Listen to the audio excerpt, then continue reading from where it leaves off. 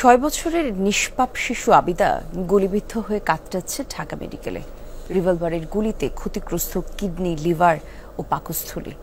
নৃশংসতার জন্য দায়ী করা হচ্ছে শিশুটির প্রতিবেশী অহিদকে। স্থানীয়দের অভিযোগ, নিজের প্রতিপক্ষ গ্রুপ ছোট ইউসুফ বাহিনীকে ফাঁসাতে শিশুটিকে সে খুব কাছ থেকে গুলি করে। লক্ষ্মীপুর প্রতিনিধি আনিস কবিরকে সাথে নিয়ে বিস্তারিত জানাচ্ছেন সহকর্মী আশিক মাহমুদ।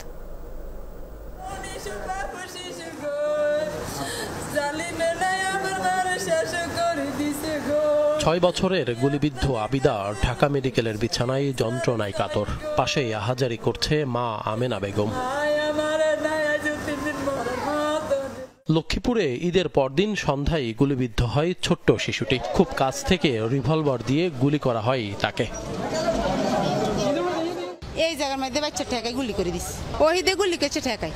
আমি জানালা দিয়ে দেখি গুলি করার পরে হরিয়ে কইতর যেরম ঘুরে এরম শুধু ঘুরে মাটির গড়িয়ে হ্যাঁ দৌড়াদৌড়ি করে করল। আমার মামার সাথে দ্বন্দ্ব ছিল, আমার মামাকে মেরে ফেলছে। তা ওনার এখনো ক্ষোভ জানে, উনি মানে সবাই আমাদের মানে আমার নানুদের ফুল পরিবারকে উনি মারতে চায় আর কি।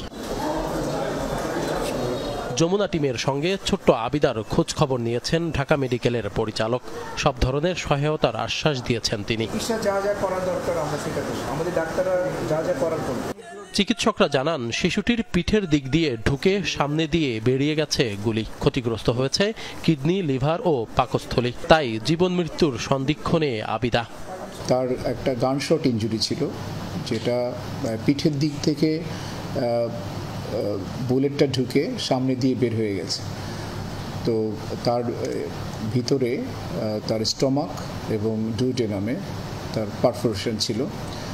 সাথে সাথে তার লিভার এবং কিডনিতেও ইনজুরি ছিল। বাচ্চাটা আসলে এখন বলা যাচ্ছে না তার রিকভারি কেমন হবে। কি এমন অপরাধ করতে পারে এই ছোট্ট শিশুটি, যে জন্য তাকে গুলি করে হত্যা করতে চাইল প্রতিবেশী ওহিদ? স্থানীয়রা জানান, আধিপত্য বিস্তার নিয়ে লক্ষ্মীপুরে ওহিদ ও ছোট ইউসুফ বাহিনীর দ্বন্দ্ব দীর্ঘদিনের। 5 আগস্ট আওয়ামী লীগ সরকার পতনের পর পুলিশের সোর্স হিসেবে কাজ করছে ওহিদ। মূলত ছোট ইউসুফ বাহিনীকে ফাঁসাতে আবিদাকে গুলি করে ওহিদ।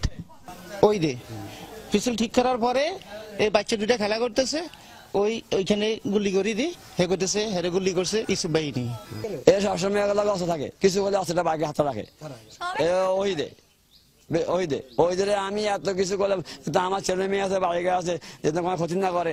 আমার বাইরে মারছে, ওই দিয়ে মারছে আমার বাইরে। ওর ভয়ে বাড়িতে আসে না, আসলে ওহিদের ভয়ে। আর উনি মানে পুলিশের হয়ে কাজ করে। সব ঘটনার দৃষ্টান্তমূলক শাস্তি চাই এলাকাবাসী।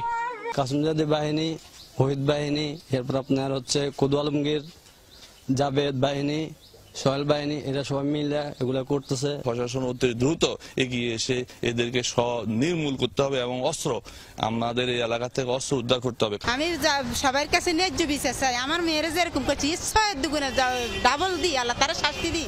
থানায় খবর নিয়ে জানা গেছে, এই ঘটনায় এখনো মামলা হয়নি, আসামিও গ্রেপ্তার হয়নি।